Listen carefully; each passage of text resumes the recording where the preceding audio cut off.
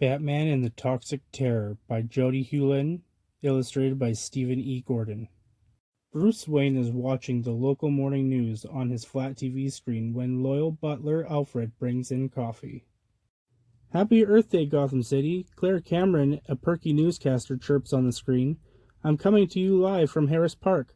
Today this piece of nature will be bulldozed to make way for a brand new shopping mall. Bruce can't believe his eyes or his ears. He's not the only one. My park, my festival of foliage. What are these people doing? Poison Ivy screams. If Gotham's politicians have their way, soon every square block will be a somber slab of concrete. I have to stop them. Poison Ivy leaps from her perch and begins planning her attack. Back at Wayne Manor, Bruce makes some calls. Why is a precious green space being sacrificed for yet another mall? Bruce asks the mayor. Some of these trees are hundreds of years old. We interrupt our regularly scheduled programming to bring you this breaking story. In a mysterious turn of Earth Day events, the reporter states, people are turning into trees. Bruce and Alfred watch scene after horrifying scene of innocent Gotham citizens standing, their legs rooted into the ground like tree trunks, their arms stiff as branches. There is only one person capable of this, Poison Ivy, Bruce yells. Bruce races to the secret lair beneath Wayne Manor, where he changes into his alter ego, Batman. His suits, weapon, and vehicles stand at the ready. Meanwhile, Poison Ivy is on a rampage, spraying noxious toxin throughout the city. She's about to turn some construction workers into plants.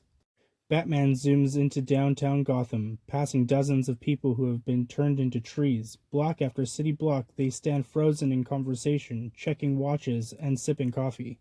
Pulling to a screeching halt at Harris Park, Batman finds two scared but determined park rangers. She ran that way, the tall one yells, pointing. What are you up to now, Poison Ivy? Batman wonders. Following the ranger's tip, Batman used his razor-sharp batarang to rip apart the thickets and tangled vines before him. In only a few short hours, Poison Ivy had turned a friendly park into an impenetrable jungle. From high above, Poison Ivy watches. She knew that Batman would appear and was ready for him. Congratulations, you've made it through the maze. Here is your prize, she exclaimed. Suddenly, Batman is ambushed by two mutant tree people. He realizes they are the poor park rangers transformed by Ivy's toxins. Batman must act fast before Ivy runs away. You Gothamites think that you can do whatever you want to the earth, Poison Ivy hisses. The city will be better off with all the people gone and trees taking their place, and that is exactly what will happen. I don't think so. I'm going to uproot this evil scheme. Before the villain can get away, Batman uses his lightning-fast reflexes to get out of the guard's hold. I will finish the job. You cannot stop me, she calls, desperately searching for an escape route. As Batman tangles her in his bat rope. There are safer ways to protect the environment, Ivy, Batman scolds her. While the police take Poison Ivy to headquarters, Batman speeds back to the Batcave to produce an antidote. Batman sprays the entire city with his bat glider.